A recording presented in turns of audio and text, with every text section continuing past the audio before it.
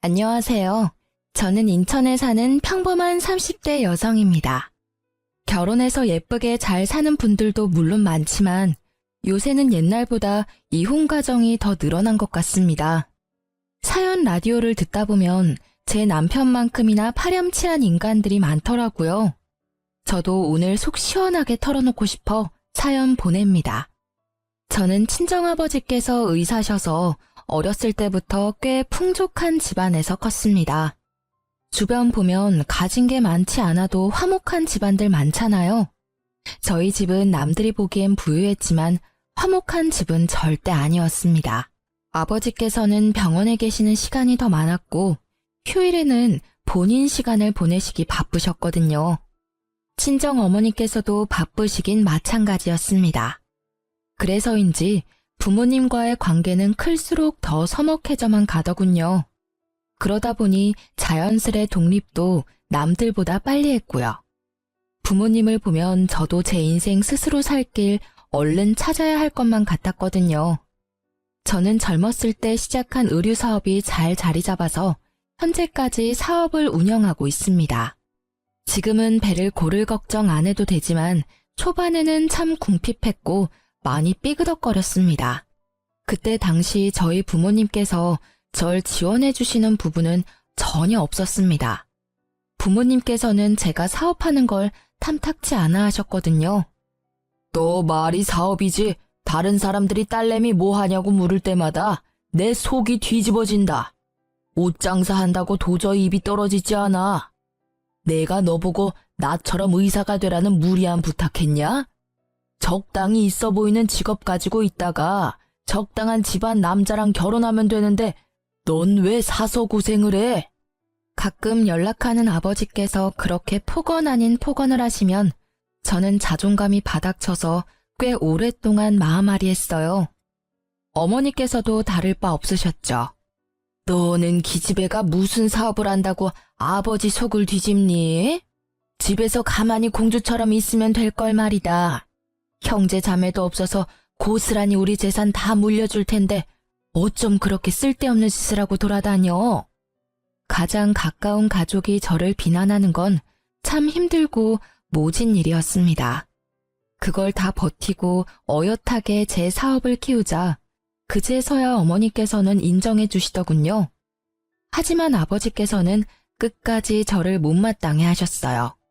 아버지께선 몇 년 전 사고로 돌아가셨는데 장례식장에서 배웠던 아버지 지인분들을 통해 그래도 아버지께서 절 사랑하셨다는 것만은 알았습니다. 주변 분들에게 딸이 혼자 앞가림 잘한다며 제 사업도 자랑하셨다네요. 살아계실 때 한 번이라도 저한테 잘한다고 직접 말씀해 주셨다면 참 좋았을 텐데 조금 속상했습니다. 그런 가정 환경이다 보니 자연스럽게 저는 훗날 제 가정을 정말 잘 꾸리고 싶다는 욕심이 더 커져만 갔습니다. 그러다 저는 가난한 집 어느 아들과 사랑에 빠졌어요. 제가 조건을 따진 게 아니라 처음 만났을 때 남편이 자기를 칭한 말이에요.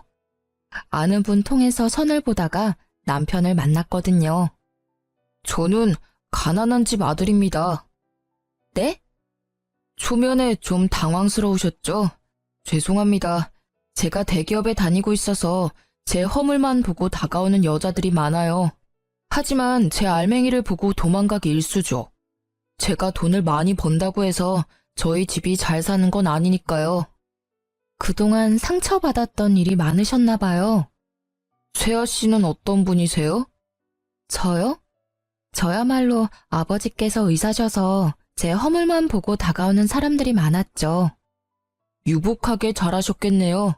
저랑은 완전히 다른 가정 환경에서 자라셨을 것 같아요. 그렇게 커피를 마시면서 저희는 이야기를 몇 시간이나 나누었습니다. 시간이 얼마나 지난지도 체감이 안 될 정도로 배고픔도 잊은 채 서로의 이야기에 빠졌습니다. 저희는 점심쯤 만나서는 저녁이 되어서야 겨우 식사를 함께 했습니다. 저는 무조건 가족이 1순위라서 나중에 아이를 낳는다고 하면 제일 하고 싶은 건 다 같이 야구장 가기? 주말 소풍? 등산? 소박하지만 이런 것들이 제 로망이네요. 세아 씨는요? 저도요.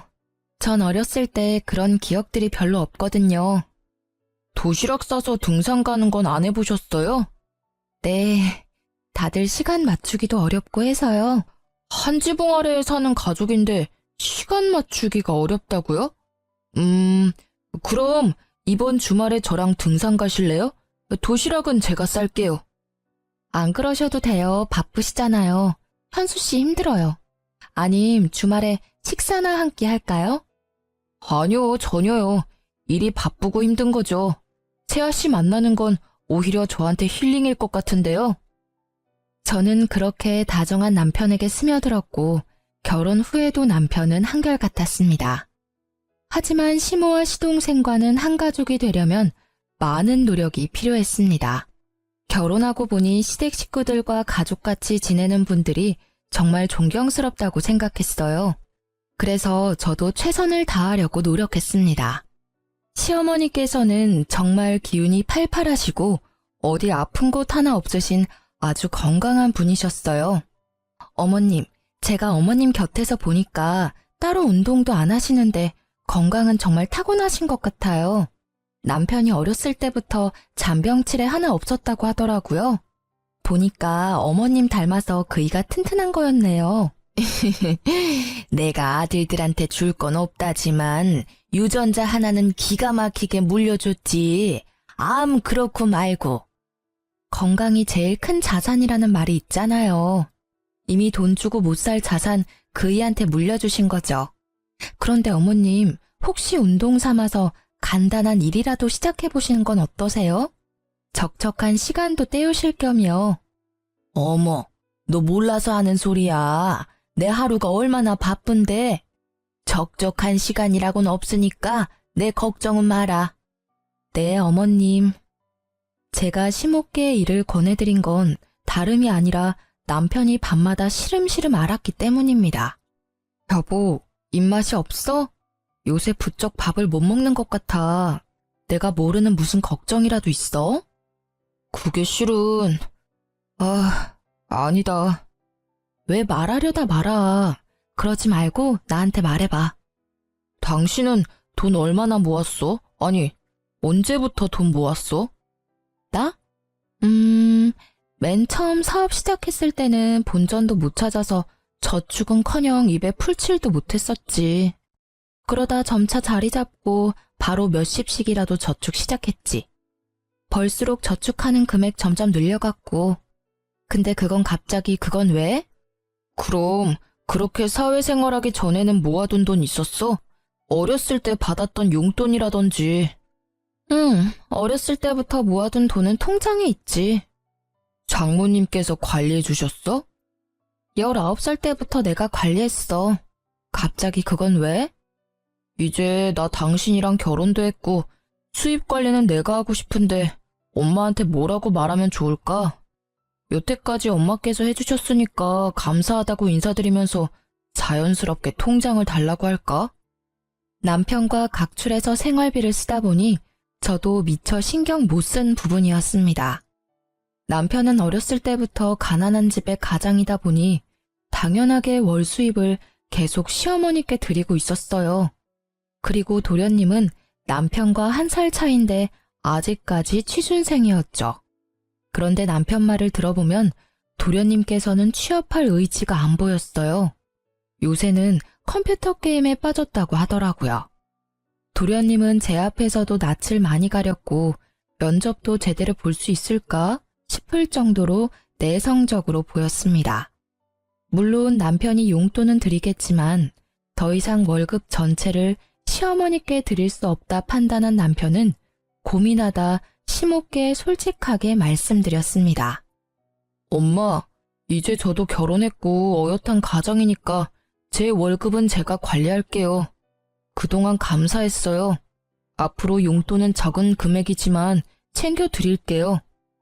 뭐? 그게 뭔 소리다냐?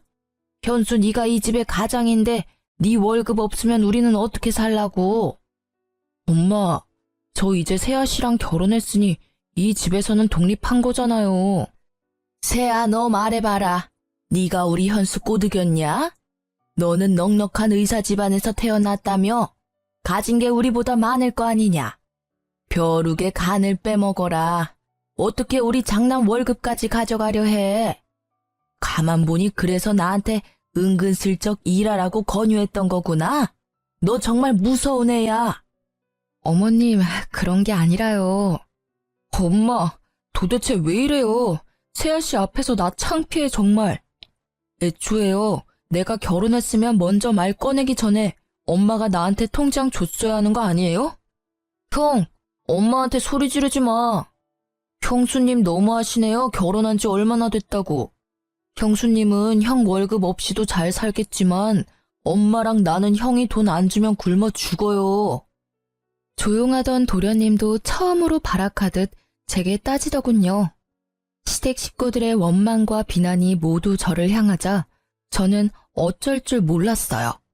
손발이 덜덜 떨리는데 남편이 괜찮다며 제 손을 꽉 잡아주더라고요. 그러자 용기가 생겨서 남편의 편에 저도 설 수 있었어요. 어머님께서는 앞으로 일하실 생각은 전혀 없으세요? 고생스러운 일 밖에서 하라고 말씀드리는 거 절대 아니에요. 어머니 나이대 분들 밖에서 일하면서 즐겁게 지내시는 분들 많아요. 일이 돈을 버는 수단도 맞지만 삶의 활력을 불어주는 때도 있어요. 그리고 각자의 몫이라는 게 있잖아요. 제가 조심스럽게 말씀드리자면 남편만 이 가정을 위해서 일하고 어머님이랑 도련님은 뭐 하셨어요? 게다가 도련님은 몇 년째 취준생이라고 들었어요. 이젠 눈을 낮추고 다른 길 찾아야 하지 않을까요? 냉정하게 이제 밥벌이 해야 할 나이 아니에요? 언제까지 형 울타리 안에서 형이 버는 돈만 쓸 거예요? 뭐가 어째? 순진해 보였는데 할 말은 다 아는 애였구나 너. 일하면 내가 정부 보조금도 못 받는데 못하러 일을 해. 멀쩡한 정승 같은 아들 둘이 있는데 내가 꼭 일을 해야겠니? 아이씨, 형수님, 말씀이 심하잖아요. 저는 뭐 대기업 가면 안 된단 말이에요? 나도 시간 좀만 더 있으면 형보다 더 좋은 곳에서 떵떵거리면서 일할 수 있다고요.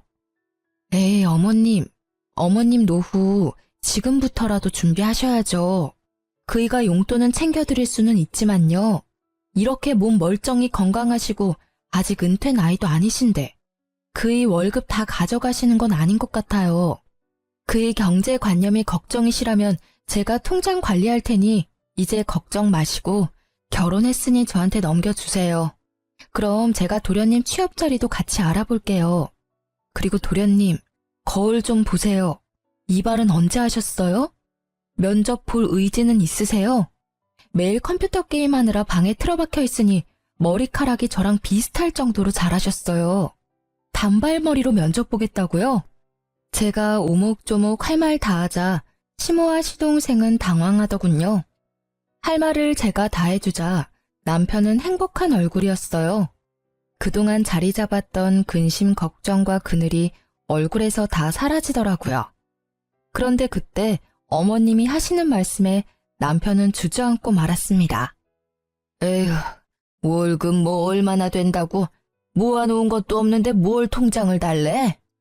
저는 당연히 모아둔 돈이 없을 거라 조금이나마 예상했고 남편은 단 얼마라도 시모께서 모아주실 줄 알았나 봐요. 어머니, 저 얼마나 힘들게 일해왔어요. 저 안 해본 아르바이트가 없고요. 겨우 혼자 힘으로 대기업까지 들어갔어요. 엄마가 사람이라면 자식 새끼 정말 위하신다면 그러면 안 되는 거잖아요. 단 얼마라도 저 위에서 남겨주실 생각 없으셨어요? 저는 저 혼자 희생하는 게 당연한 건 줄 알았거든요. 그런데 다른 집들은 안 그래요. 가족이라면 다 같이 으쌰으쌰 해야 하는 거잖아. 왜 그동안 나만 이렇게 힘들게 살아온 건지 정말 억울하다고요. 현우, 너도 이 새끼야. 당장 편의점 알바라도 해봐. 네가 사람이냐? 형, 아들, 너 고생하는 건 알지, 아는데 아휴, 갑자기 이게 다 무슨 일이람? 더 말할 것도 없어. 연예인들이 왜 부모 자식 간에 연 끊는 줄 알겠어요. 엄마 다신 나 볼 생각하지 말아요. 현우 너도 엄마 잘 모셔라. 나 이제 이 집에 안 올 거야. 우리 찾지도 말고 원망도 하지 마. 여보, 가자. 여보. 주저앉아 괴로워하며 울던 남편은 2년 끈차고 소리치면서 제 손을 붙잡고 시댁을 뛰쳐나갔습니다. 그렇게 시모와 시동생에게 속마음을 내뱉은 남편은 그러고서도 엄청 괴로워하더군요. 난 정말 어떻게 해야 할지 모르겠어. 정말 모르겠다고. 엄마랑 동생이랑 이렇게 틀어지고 싶지는 않았어. 근데 내가 또 다가가면 예전으로 돌아가는 거잖아. 내 인생을 포기해야 내 가족들 곁에 있을 수 있다는 게 너무 힘들어. 정말 모르겠다고 오열하는 남편을 위로해주면서 저는 남편 혼자만의 문제가 아니라고 생각했습니다. 이제 저도 가족이 됐으니까요. 여보, 평생 어머님이랑 도련님 안 볼 자신 있어? 없지? 안 되겠다. 내가 이 문제는 내가 해결해 볼게. 어떻게 될지는 모르겠지만 말이야. 어떻게 하려고 여보? 나아질지 안 나아질지 아직 안 해봤으니까 노력이라도 해봐야지. 당신 이렇게 울고 후회하는 모습 보니까 내가 마음 아파서 안 되겠어. 그리고 그나마 다행이었던 건요. 남편이 혹시 몰라 시모께의 연봉을 속이고 월급 전체를 시모께 드린 건 아니었더군요. 조금씩 몰래 모아둔 재산이 있었습니다. 그것마저 없었으면 그때 남편은 완전히 무너졌을 것 같아요. 시어머님은 매일같이 제게 잘못했다며 남편 좀 어떻게 해보라고 연락이 왔습니다. 얘야, 내가 그날 소리 지르고 막말해서 정말 미안하다. 근데 나로서는 참 당황스러운 일이었어. 믿었던 장남이 갑자기 돌변하니까. 어머님, 그이가 어머님만 믿고 그동안 평생 월급 맡겼는데 단 한 푼도 안 남았다 하니 얼마나 상실감이 크겠어요. 하지만 어머님도 어디 다른 곳에 쓴 게 아니라 다 살림하는 데 쓰셨겠죠. 하지만 이제는 너무 장남한테만 의지하시면 안 돼요. 저희도 이제 자식 낳고 가정 꾸리고 살아야 하니까. 어머님께서도 하실 수 있는 일 찾아서 하셔야 해요. 지금도 일하실 생각은 조금도 없으세요? 제 말에 시모는 머뭇거리며 말했습니다. 뭐, 내가 할 줄 아는 건 살림뿐인데 밖에서 뭔 일을 하겠니? 어머님, 저 믿으세요? 뭐? 안 믿으시더라도 지금부터 저 믿고 저만 따라와 주시겠어요? 그럼 그이 맘도 돌릴 수 있을 것 같은데요. 시모는 알겠다고 마지못해 끄덕이셨고 저는 시모와 도련님이 직업훈련을 받을 수 있도록 열심히 알아봤습니다. 정부에서 하는 사업에 시모와 시동생이 해당하는 건 모조리 신청해줬습니다. 어머님께서는 요리학원을 다니셨고 도련님은 컴퓨터 학원을 다녔습니다. 그리고 어머님께서 자격증을 준비하시는 동안 저는 제가 엄마께 받은 건물 1층에 작은 식당을 열 준비를 하고 있었습니다. 남들은 호구 같다고 가난한 집안에 다 퍼주고 있다고 욕할지 몰라도 제가 월세 조금 적게 받고 돈 욕심 부리지 않으면 모두가 화목해지는 일이었으니까 조금의 희생은 하고 싶었어요. 가족이니까요. 대신 제 건물인 건 남편에게도 말 안 했습니다. 어머님, 그동안 고생 많으셨어요. 저는 어머님께서 잘 해내실 줄 알았어요. 고맙다. 네 덕에 내가 사람 구실은 하게 됐구나. 그런데 말이다. 자격증은 땄어도 식당에서 일하는 건 좀 무서워. 누구 밑에서 이 나이에 갑자기 일한다는 게 용기가 참 나지 않아. 어머님, 걱정하지 마세요. 오늘 저랑 갈 곳 있다고 말씀드렸죠? 짜잔! 여기는 뭐 파는 곳이냐? 아직 문 안 연 것 같은데? 어머님이 하시고 싶은 걸로 하세요. 여기 어머님 가게예요. 제가 이 가게 사드릴 수는 없어도 월세로 얻어드릴 수는 있거든요. 좋은 주인 덕분에 보증금 많이 올리고 월세는 10만 원대예요. 어머님 10만 원은 감당하실 수 있으시죠? 앞으로 여기서 새 출발하시는 거예요. 제가 옆에서 많이 응원할게요. 아이고, 이게 다 무슨 일이야? 꿈이야 생시야? 정말 여기가 내 가게야? 조그맣지만 있을 건 다 있네. 정말 고맙다, 새애기야. 복덩이가 우리 집안에 굴러왔어. 어떻게 이런 생각을 했니? 저를 부둥켜 안고 눈물을 훔치는 시모를 보고 저는 그제서야 안심이 됐어요.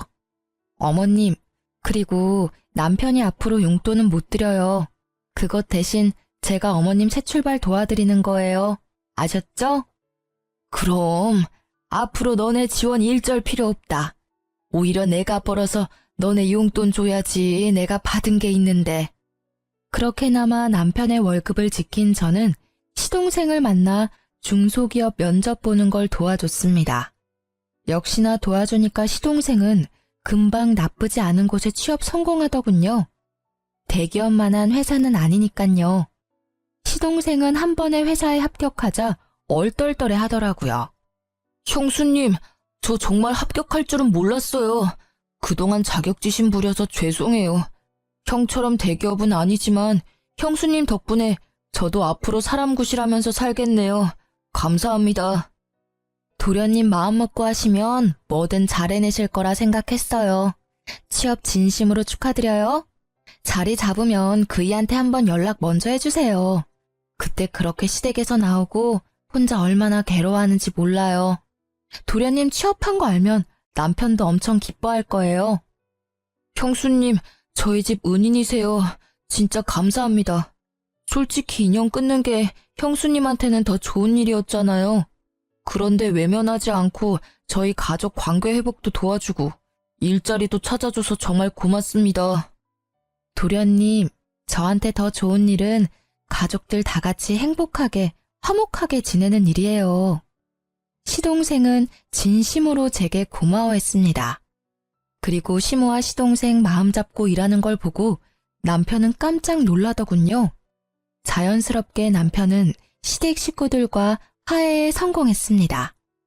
여보, 어쩜 그렇게 예뻐? 어떻게 그런 생각을 했어?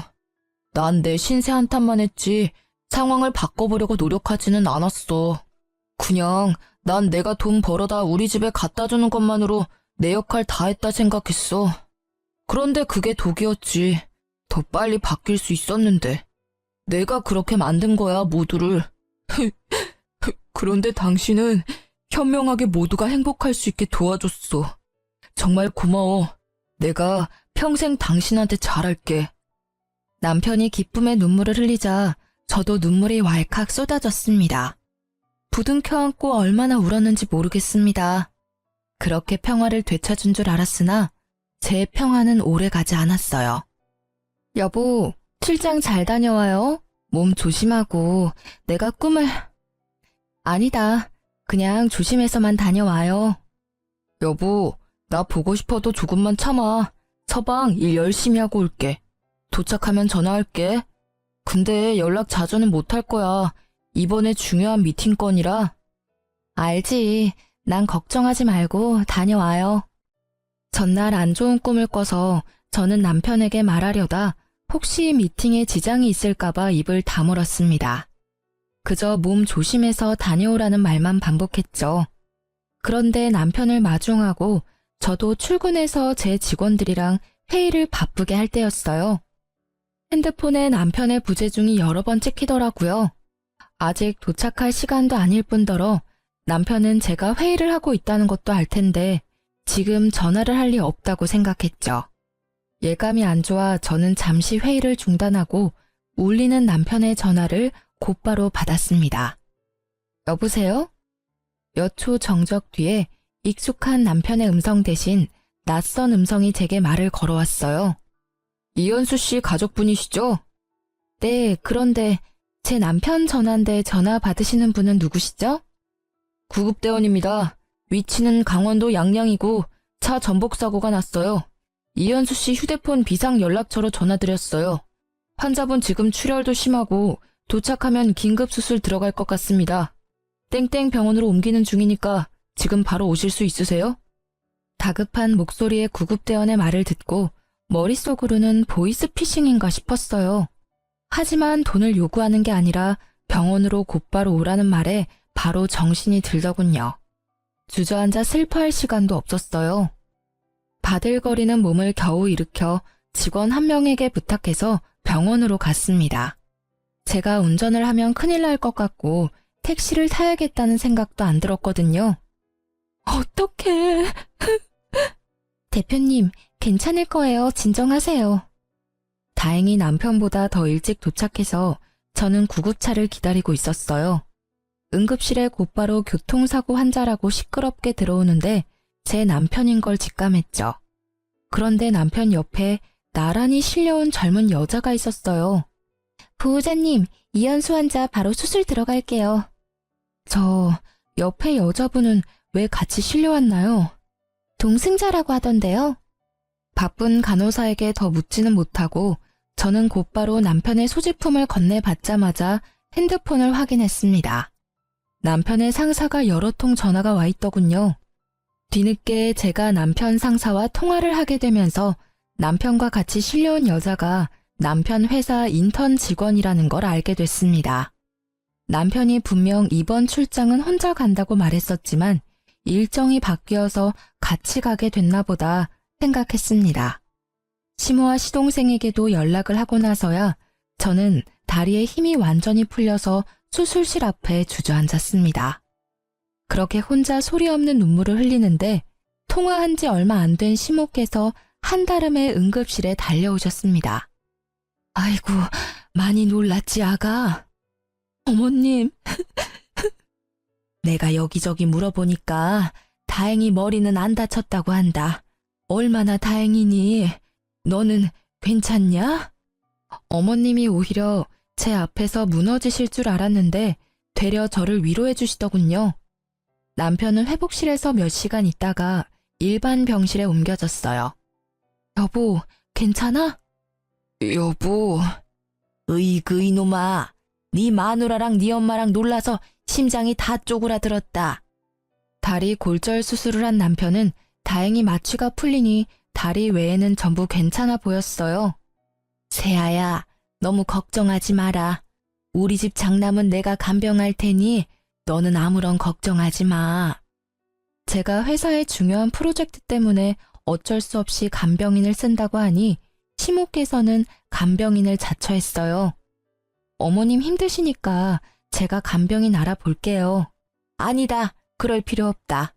내가 있는데 못하러 아깝게 돈을 쓰냐. 현수도 내가 더 편할 거야 아마. 어머님, 감사해요.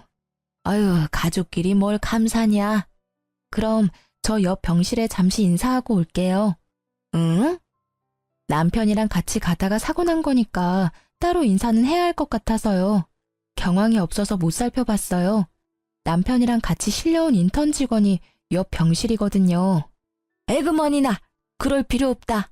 내가 이미 인사 다 했어. 네? 아, 그러셨어요? 그쪽은 팔에 금 간 거 말고는 뭐 크게 다치지도 않았어. 그러니 아가 네가 걱정할 필요 없다. 그나마 다행이네요. 그나저나 그이 정말 괜찮은 거 맞을까요? 의사 선생님 말로는 머리는 안 다쳤다고 하셨었는데 저렇게 말도 없고 내내 눈만 감고 있으니까 저 슬슬 걱정돼요. 괜찮다. 괜한 걱정하지 마. 회복 중이니까 다 괜찮아질 거야. 그렇게 남편이 사고 후유증으로 말을 안 하는 줄 알았던 저는 뒤늦게 남편의 행동의 의미를 알게 됐어요. 저를 가족같이 생각해준 도련님 덕분에 모든 진실을 알게 됐습니다. 도련님, 갑자기 여기까지 무슨 일이세요? 형수님, 저 은혜 갚는 거예요. 은혜요? 갑자기 무슨 말씀이세요? 너무 놀라지 마세요. 형 여자 있어요. 그 같이 사고 났다던 여자 인턴 직원이요. 네? 저는 머리를 세게 한 대 맞은 것처럼 멍해지더군요. 그런 제게 도련님은 남편의 차 블랙박스 영상을 보여줬어요. 보험회사에 제출할 영상 보고 있는데 둘이 심상치 않은 사이였어요. 제가 좀 더 알아보니까 출장은 무슨 강원도 양양에 둘이서 놀러 가다가 사고 난 거예요. 침묵할까 했는데 이건 정말 아니잖아요. 형수님이 우리 형한테 어떻게 해줬는데 우리 집안에 어떤 사람인데 저 그런 더러운 꼴은 못 보겠어서 많이 고민하다가 형수님한테 알려드리는 거예요. 죄송해요. 도련님이 뭘 죄송해요. 오히려 제가 엄청 감사해요. 숨길 수도 있었을 텐데 이렇게 알려주셔서 정말 감사해요. 어머님도 아시는 거예요? 그게... 아셨군요. 아셨으니까 간병도 어머니께서 하신다고 자처하셨을 거예요. 이제 보니까 앞뒤가 딱딱 맞네요. 도련님, 마지막으로 제가 부탁 하나만 해도 될까요? 네, 편하게 말씀하세요, 형수님. 저한테 말씀하셨다는 거 당분간 비밀로 해주시겠어요? 네, 그럼요. 비밀로 할게요. 형수님이 저 사람 구실하게 만들어줬잖아요. 이거면 형수님한테 은혜는 갚은 거죠? 네, 충분해요. 나머지는 제가 알아서 할게요. 저는 남편과 상간녀가 정신 차리자마자 법정에 설 수 있도록 이혼 소송과 상간녀 소송을 준비했습니다. 바람난 거 들통난 것도 모르는 남편은 태어나자 제게 엄청 싸늘하게 굴더군요. 당신은 일이 남편보다 중요하지? 어떻게 나 태어났는데 병원에 안 와? 간병도 모조리 우리 엄마한테 맡기고 간병비는 챙겨드렸어. 아니 남편 병원살이 하는데 잘 먹는지 잘 회복하는지 어쩜 하나도 신경을 안 써? 아이고 이번에는 우리 현수가 서운할 만했다. 아무리 내가 신경 쓰지 말라고 했어도 쟤야 너 어쩜 그렇게 무신경하니? 이번에 내가 너 다시 봤다. 내가 하는 일은 적어도 당신처럼 날 배신하지는 않거든. 노력한 만큼 일은 내 가치를 알아줘. 어머님 다 알고 계셨으면서 왜 말씀 안 해주셨어요? 다 아시면서도 저한테 무신경하다는 말씀이 나오세요? 이 여자가 지금 뭐라는 거야? 이제 위아래도 없지? 눈치채고 아무런 말 못하는 시모랑 달리 남편은 계속해서 제게 떵떵거리며 큰 소리쳤어요. 그럼 내가 상간녀랑 데이트하다가 사고난 남편까지 간병해야 하니? 여보, 어떻게 알았어 그걸? 제가 참지 못하고 그 찌질한 얼굴에 뺨을 올려붙이자 시모는 세상 무너진 듯 소리를 질렀어요. 아이고, 내 장남 얼굴에 감히 무슨 짓이냐? 그 기집애가 꼬신 거야. 난 정말 안 넘어가려고 애를 썼다고. 그렇다고 남편 뺨을 때리냐? 아이, 존심상하게. 누가 내 남편이야? 시모께서는 제가 남편 뺨 때렸다고 곧바로 남편 편을 들었어요. 남자가 그럴 수도 있지. 어디 귀한 서방 뺨을 그렇게 사정없이 내려치냐? 네가 그냥 눈 딱 감고 한번 봐줘라. 네가 안 봐주면 어떻게 되겠니? 네 남편 젊은 그 애기랑 재혼하는 거지 뭐. 어머님, 그게 저한테 하실 말씀이세요 지금? 저만 가족처럼 생각했죠? 결국 저는 남이었는데 제가 너무 이 집에 헌신했네요. 그러자 가만 지켜보던 시동생이 나서서 제 편을 들어주더군요. 엄마, 진짜 그게 뭔 개떡같은 소리야. 형수님이 우리한테 그렇게 잘해주셨는데 어떻게 지금 형 편을 들어? 형, 너 간도 크다. 사고 친 게 차라리 돈 문제면 몰라. 여자 문제? 으이그, 난 인간이라도 됐지. 형은 분리수거도 못해. 자기 복 자기가 발로 찬 거야. 넌 끼어들지 마. 겨우 사람 구실하게 만들어줬더니. 형이 그렇게 만들어줬냐? 형수님이 다 도와주신 거잖아. 야, 설마 네가 말했냐? 당연하지. 그럼 보고 못 본 척 말아? 어떻게 사람이 그래? 이 자식이 근데... 두 형제가 멱살을 잡고 서로에게 달려들자 시모는 제 탓을 하기 시작했어요. 아이고, 왜 너네가 싸우고 난리야? 이렇게 형제가 이간질하니까 세아야, 네 속이 편하니? 독하다 독해. 나 같으면 모르는 척한다. 겨우 이룬 이 가정 어떻게든 지켜도 모자를 망정. 너 그것밖에 안 되는 애였니? 어디 어린 시동생 꼬드겨서 이 사단을 만들어? 이 지독한 것. 이 사단을 만든 건 어머님 장남이죠. 어머님 원하시는 대로 저 인간한테 그 상간녀랑 재혼하라 하세요. 새로 들이는 젊은 며느리한테나 바라세요. 전 여기까지니까요. 야, 너 위자료 잘 준비해. 이혼 소송 접수했으니까. 그리고 그 인턴한테도 얌전히 상간녀 소송 기다리라 전해. 그리고 어머님께서는 내일부터 가게 안 나오셔도 돼요. 뭐? 가게? 네가 뭔데 나오라 말아야 내 가게인데. 아, 제가 그걸 말씀 안 드렸어요? 보증금을 아무리 많이 줬다 해도 월 10만 원 월세 너무 싸다고 생각 안 하셨어요? 주변 상인들 월세 10배 넘게 내는데 뭔가 이상하다 생각 안 하셨냐고요? 뭐가 이상해? 너무 좋은 주인분이시다 생각했지 뭐. 제가 그 건물 주인이에요. 엄마한테 결혼 좀 받은 건물이거든요. 이제 거기 새로 새놓을 거니까 안 나오셔도 된다고요. 뭐? 어머, 그게 네 건물이야? 그런 중요한 말을 왜 이제야 해? 기말 필요 없고 현수 너 세아한테 얼른 사과해라. 건물주 며느리랑 대기업 인턴 나부랭이 며느리 중에 당연히 건물주 며느리지. 아까 못 들으셨어요? 저 이 사람이랑 이혼할 거라고요. 아이고, 나 그 가게 정들어서 못 떠난다. 착한 네가 좀 모르는 척하고 넘어가주면 안 돼? 내가 또 어디 가서 일자리 구하겠어.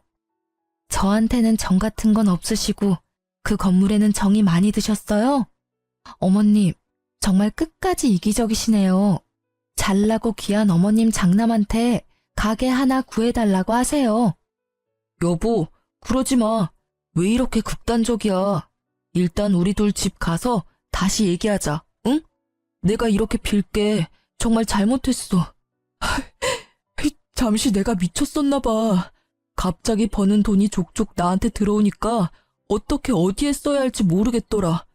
그런데 그 애가 맛있는 거 사달라고 할 때마다 사주는데 희열감이 느껴졌어. 젊은 여자애랑 데이트다운 데이트하니까 왜 나 젊었을 때는 이런 데이트 못했을까 싶고 너무 설렜어. 그래서 그랬던 거야. 그 여자애가 좋았던 게 아니라 그 상황이 좋았던 거라고. 남편의 머릿속 사상은 상상 이상으로 역겨웠습니다. 지가 뭘 잘못했는지 모르면서 아직 다친 다리가 회복되지 않은 남편은 절뚝거리는 다리로 눈물까지 쏟아내며 저를 붙잡더군요. 그리고 저를 못 나가게 막는 시모에게 말했어요. 어머님, 그동안 제가 가족이라고 절감한 월세 한꺼번에 청구해드려요? 아이고, 미안하다. 잘못했어. 그날 시동생이 배웅해줬고 그게 시댁에서의 마지막 일이었습니다. 그런데 겁도 없이 간이 큰 상간녀는 제 번호를 알아냈더군요. 우리 좀 만나요. 건방지구나. 어딜 오라가라야. 시끄럽고 당장 나 있는 곳으로 오라고. 대학 졸업반인 상간녀는 어린애 떼쓰듯 저를 자기 회사 밑 카페로 불렀어요. 제가 그곳에서 만나자 한 게 아니라 상간녀가 꼭 거기서 만나야 한다고 했죠. 간땡이가 큰 건지 눈치가 없는 건지 이해가 안 됐지만 저는 오히려 잘된 일이라 찾아갔어요. 제발 이혼 소송 중인 남편과 마주치길 바랬습니다. 너 무슨 생각으로 날 여기로 부른 거니?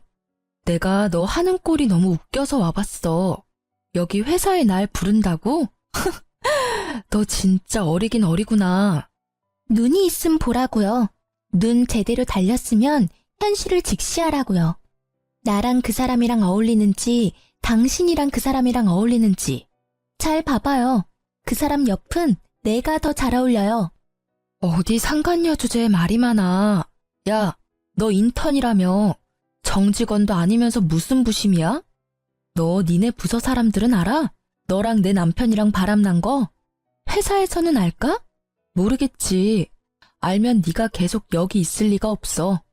내가 가서 고발이라도 할까?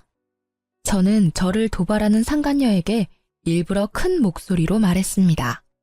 카페에 앉아있는 남편의 회사 동료들이 들을 수 있게요. 주변에는 익숙한 얼굴에 남편 동료들도 얼핏 보였거든요. 상간녀는 본인이 저를 거기까지 불러놓고 새빨개진 얼굴로 울먹이더군요. 지금 뭐 하는 거예요? 당장 앉아요. 여기서 소란 피우지 말라고요. 아니, 넌 날 여기까지 불러놓고 이런 상황은 생각도 안 해봤니? 당신 부끄럽지도 않아요? 부끄러워해야 하는 건 너지. 남의 남편 빼앗고 상간녀 소송 당한 거 부끄럽지도 않아? 소송 취하해달라고 빌지는 못할 망정 어디서 개수작이야? 저는 그 말을 끝으로 커피잔을 들어 상간녀 머리로 기울였습니다. 자기야, 이 여자 좀 말려봐. 그 광경을 목격하고 몰래 목발 짚으며 빠져나가려는 남편을 기어코 붙잡는 상간녀였죠. 사람들은 웅성거렸고 저는 유유히 그곳을 빠져나왔습니다. 남편의 일그러진 얼굴은 평생 잊지 못할 것 같아요. 그 얼굴에는 후회와 창피함, 좌절이 모두 섞여 있었답니다. 상간녀는 관심종자처럼 끝까지 카페에서 어린애처럼 울더군요. 그게 영원히 자기를 따라다닐 흑역사가 될지 몰랐나 봐요. 그 후에 시동생이 말해주기를 전 남편과 상간녀는 회사 내에 불륜 소문이 파다하게 났다고 합니다. 사내뿐만 아니라 밖으로도 소문이 나돌기 시작하자 풍기문란죄로 전 남편은 인사조치 당하고 연봉이 삭감됐다고 하네요. 상간녀는 당연히 인터넷 잘렸다고 하고요. 그런데 웃긴 게 그 난리를 피웠는데도 상간녀와 전 남편은 시댁의 살림을 합쳤다고 합니다. 시동생은 일부러 남편이 보지 않을 때 상간녀한테 돈 빌려달라고 괴롭혔다고 하네요. 본인 말로는 양아치 건달 도련님 컨셉을 했다고 하네요. 시모 또한 엄청나게 하녀 취급을 했다고 합니다. 시동생에게 들은 내용대로 잠깐 들려드리자면, 형수! 네? 돈 좀 있어요? 돈이요? 아이씨, 전에 있던 형수는 돈 잘 벌어서 용돈도 주고 그랬는데 형수는 뭐 줄 거 없어요? 어리기만 했지 뭐 볼 게 어디 있다고. 우리 형 보는 눈도 없지. 어디서 이런 형수를 데리고 왔대? 그렇게 모욕감을 주면 상간녀는 남편에게 쪼르르 일렀다고 합니다.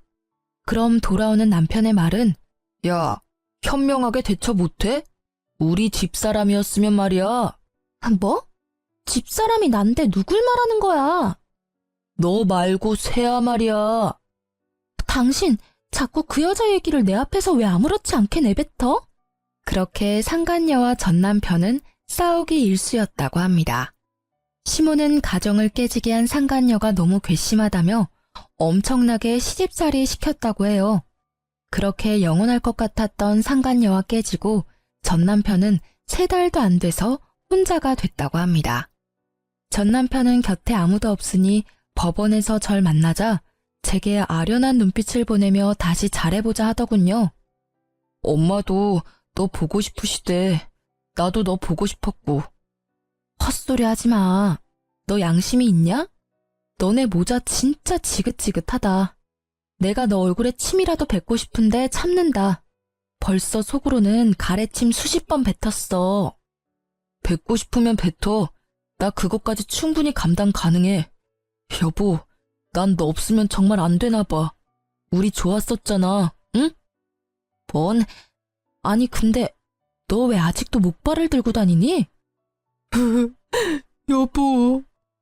오열을 하며 전 남편이 털어놓는 진실에 저는 맘 편히 웃지도 못하겠더군요. 전 남편 교통사고 후유증 때문에 평생 한쪽 다리 재구실 못한다고 합니다. 천벌받았다 생각했어요. 혹시 자기가 다리를 절어서 외면하냐는 전 남편 말에 다리를 절지 않았어도 너는 내게 평생 아웃이라고 마지막 따끔하게 마무리했습니다. 전 시동생에게 듣기로 전 남편은 그나마 있는 재산마저도 제게 위자료로 물어주고 빈털털이래요. 게다가 또 시모의 소나기에 붙잡혔대요. 월급은 예전처럼 전 시모가 관리하고 전 시모는 다시는 일을 하지 않겠다고 전 남편에게 으름장을 놨다더라고요. 평생 서로의 지옥에서 영원히 못 빠져나오길 간절히 기도했네요. 다행히 전 시동생은 그 집에서 독립했다고 해요. 알아서 돈 관리하며 잘 살고 있다고 합니다. 상간녀는 제발 고소 좀 취하해달라고 싹싹 비는데 알바라도 해서 위자료 내라고 했죠. 아님 네 부모님한테 받으러 간다니까 어린 상간녀는 잠수를 타더군요. 그러다 상간녀는 부모한테 고소장을 들켜서 상간녀 엄마가 직접 상간녀 머리채를 제 앞까지 끌고 와서 딸 교육 제대로 못 시켰다며 사죄하셨습니다. 양쪽 위자료 두둑히 받아서 저는 새 출발하려고요. 사실 그 돈 없어도 저는 잘 살겠지만 금융치료라도 받아서 조금은 마음 회복됐습니다. 바뀌지 않을 것 같던 시동생은 인간됐고 바뀌지 않을 것 같던 시모는 여전히 안 바뀌었고 좋은 사람인 줄 알았던 남편은 좋은 사람이 아니었어요. 사람은 정말 겪어보지 않으면 알 수 없다는 말을 너무 온몸으로 겪어서 많이 힘들었습니다. 그래서 제게 앞으로는 좋은 일만 가득했으면 좋겠어요. 여러분이 끝까지 긴 제 사연 들어주셔서 오늘은 잠도 푹 잘 것 같아요. 감사합니다.